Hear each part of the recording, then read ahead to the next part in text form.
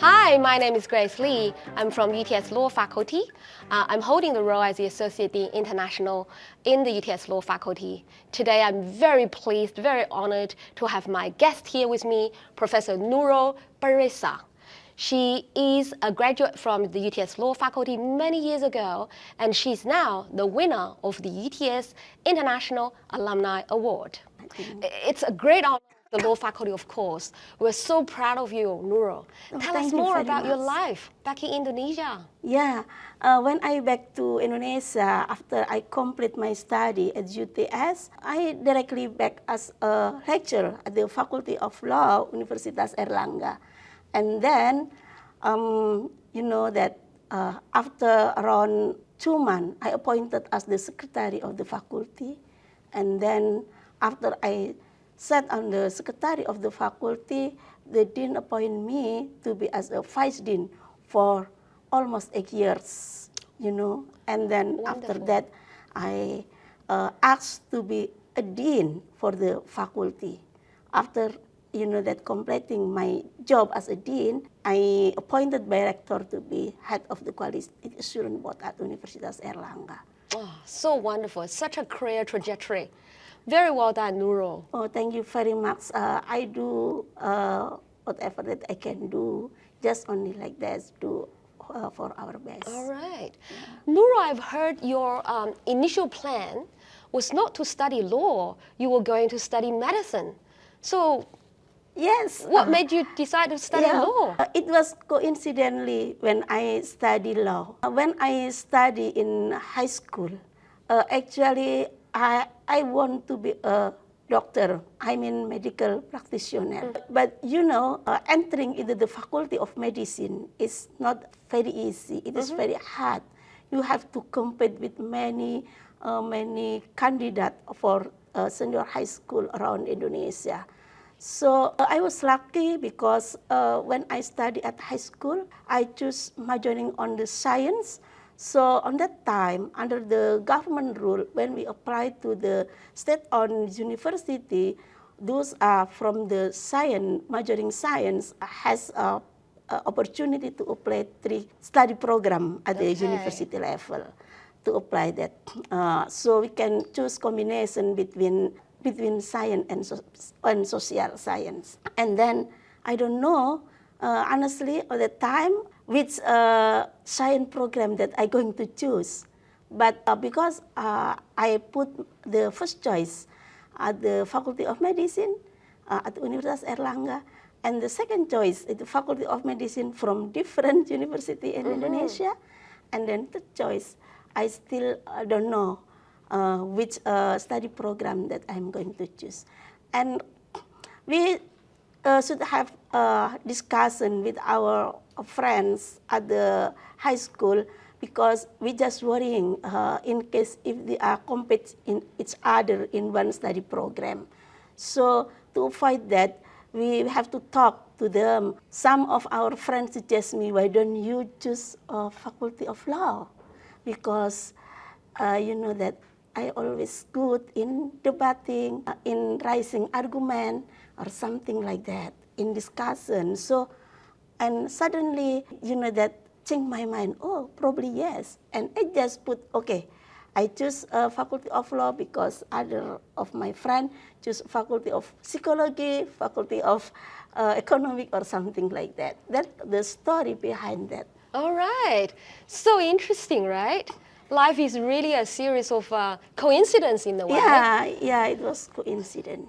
But I know so many students, especially at the high school stage, really don't know what study area that will, you know, they will be interested and they wanted to work in.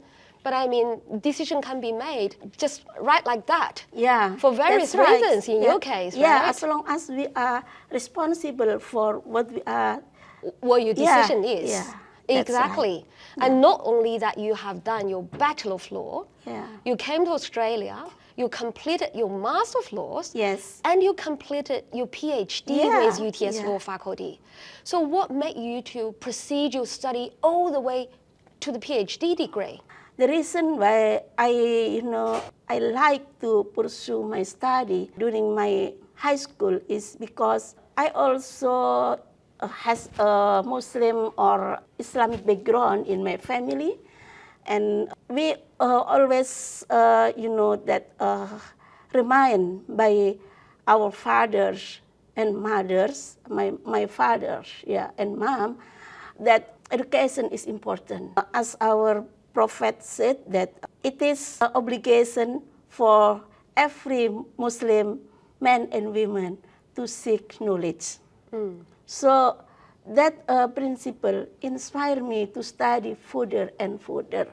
Even according to my religious belief, that you have to seek the knowledge. It's not only in one country, but even it far away from home. So that inspired me to seek the knowledge, to benefit of other after we get knowledge. Just like that. Wow. Yeah. Such an inspirational case in your own experience. So growing up in a rural village rural outside village, of Surabaya Yeah. with your Islamic background, Yeah. you knew from when you were young that studying is will give you a power to change your life. Yeah, so that's you pursued right. your study all the way Yeah. from good high school into a good university, and then further on to Australia, master, and your PhD study. Yeah, that's right. So that bring me to the doing master and PhD in Australia. And the reason why I choosing Australia is very simple, because it was coincidentally as well that I met one of the professor of UTS coming to Universitas Erlangga to give in-house training on intellectual property right courses. All right. Yeah, because as a young lecturer or assistant lecturer, we have to go from one training to another to improve our capacity. And at that moment, I met with a professor from UTS, and I learned about intellectual property rights, in which at that time, no expert on intellectual property rights in Indonesia, because we just ratified WTO, including the TRIP agreement for intellectual property right protection. Understand. It is really one decision lead to another. Yes, one that's right. opportunity lead to another. Yeah. So you enter into intellectual property area of practice right after Indonesia entered into the WTO. That's right. Yeah. Such a timing. Yeah, just timing. So Indonesia need a number of lecturers who understand well about intellectual property rights. And after the training complete in my university, I got a reference to apply Australian Development Scholarship for studying further at Australia. I took this opportunity, and then because I just know the professor from UTS, I know that doing internet to know what UTS it is or something like that, and searching many information about that. And yeah, I still decide that I have to go to UTS because I did go reference from UTS, and I'm going to meet that professor again at UTS to learn further about intellectual property rights. So did you end up meeting that professor? Yes. Is that professor from the UTS Law Faculty? Yes, that's right. Excellent. So tell me more about your study experience with UTS Law Faculty. So when was it? How long were you with us? And how did you feel about the entire experience? Oh yes, it was very great. I enjoy study when I'm studying at UTS. Yeah, I feel very comfortable. I did master for 1.5 years. And then I back to Indonesia for around 2.5 years, and back again to Australia to complete my PhD for 3.5 years. I enjoy academic environment at UTS. I enjoy how UTS treat the student well. UTS provide all facilities that is needed by the student, particularly international student like me. And I learned very much for UTS about developing an argument in writing dissertation, analytical thinking, critical thinking, and I also have a number of networking among our students. Of course. So yeah, Wonderful to hear your I'm experience. very happy, really. You know, as an international student with English as a second language, did you experience any challenge at all during all these years of studying with UTS Law Faculty? Yes, of course. At the beginning, I feel that my English is not, sufficient enough to be able to understand well why of the lecture, giving instruction in class or something like that. But it has helped to, to make me comfort from that problem. I went several times to have courses at UTS College and also provide courses on how to do academic writing, legal writing or something like that. And also UTS Library provides special law librarian in which I can, communicate well. And by day to day, from time to time, my English capacity and also my confidence is rising. Well done, well done. Well, that's what UTS wanted all our students to become. At the end of the day, yes, we are training students, but we are training individuals. Yeah, that's right. We want all graduates to reach that level of confidence so they can negotiate their future, right? Oh, yes, exactly. Yeah. You are a typical example. So tell me, do you feel that you study with UTS benefit in your career development later on? I believe that UTS community shaping of not only my personal development, personal capacity, but also intellectual capacity, that it's very important for my career as an academic in Indonesia. Wonderful. Well, there is another question that I actually want to ask you. You know, Indonesian legal system is different to Australia legal system. So were you in any doubt before you came here by thinking, oh, why would I go to a different country and study a different legal system? Would I be benefit from that? Have you ever had any doubt? I hear that. And some of our senior in my campus in Erlangga also said to me earlier before I came to Australia, why did you came to Australia? Why don't you study in the Netherlands? Because it is exactly different legal system and tradition. And I said that what I'm going to study is different law. It is not only a law applicable to the common law system, but also civil law tradition. So what I learned is about intellectual property rights, something that is new in Indonesia and something that we have to know more about it, particularly in the context of international intellectual property. And you know that the words of law is changing. So now, let's see the differences between civil law tradition and also common law tradition sometimes make in certain area of law due to interference of international law in some contexts. So I feel that it is no problem. This is exactly what I feel in my mind as well. So we're living in such a globalized world, and being an international student is, yes, important, it is to study, but more importantly, it is to experience different culture, different environment, different community. So I think that's a very important part of the whole package, right?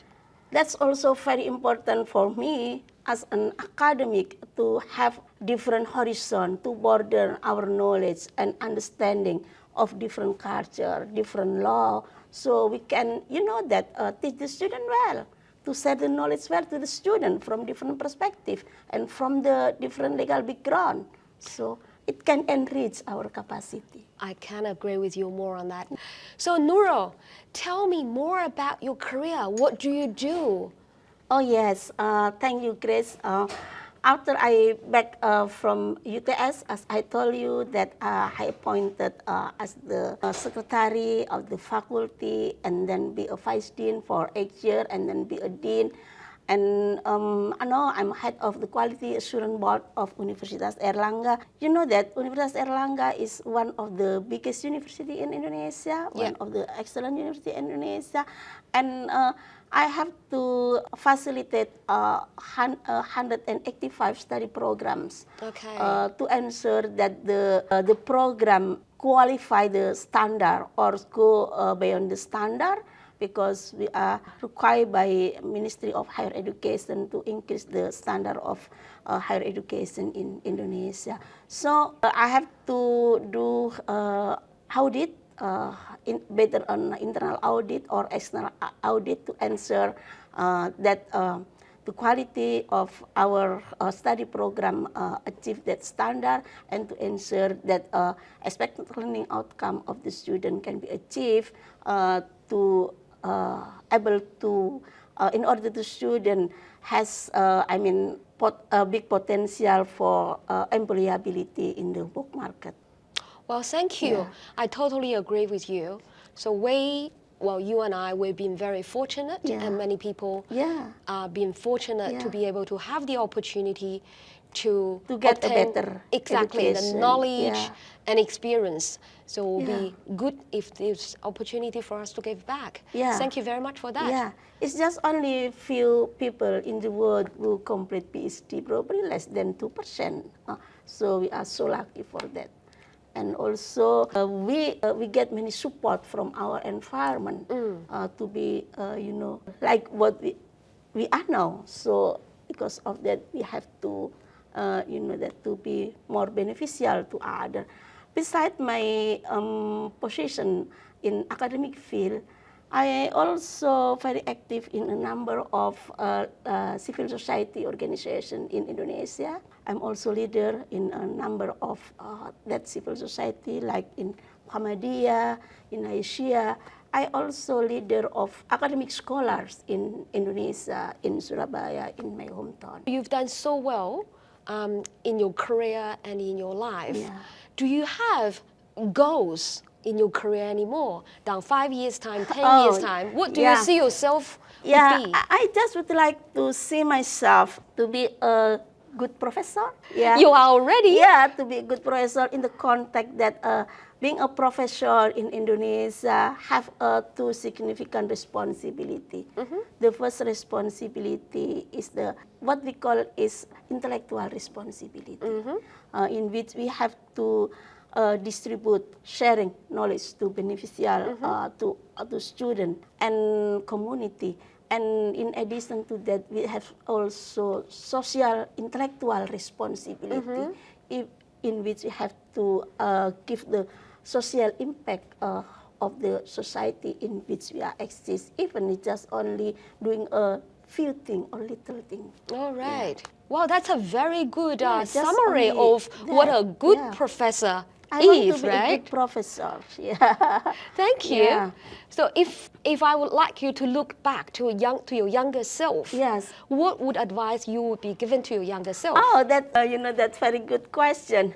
If I have time and I have to advise to me myself when I was young, so probably I just like to say that take a break. Take a break. And have the time with the family. Have more time with family. You know that I have two daughters and one son, and they are is ready. Not at home. One is studying in the Faculty of Medicine at Airlangga. So she's very busy with his, their life. Life. And then also my second daughter study at the University of Indonesia, far away from home. And then my son also study in boarding school. I was very lucky as a mom, because they are growing well, and they are also as our expectation.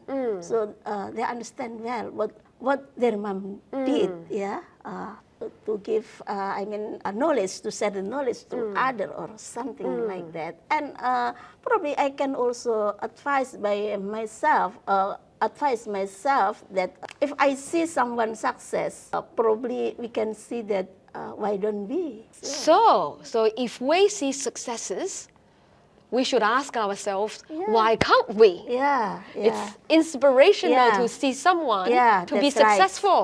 Yeah, that's right. That's why we're having you here Yeah. today, Nurul. Yeah.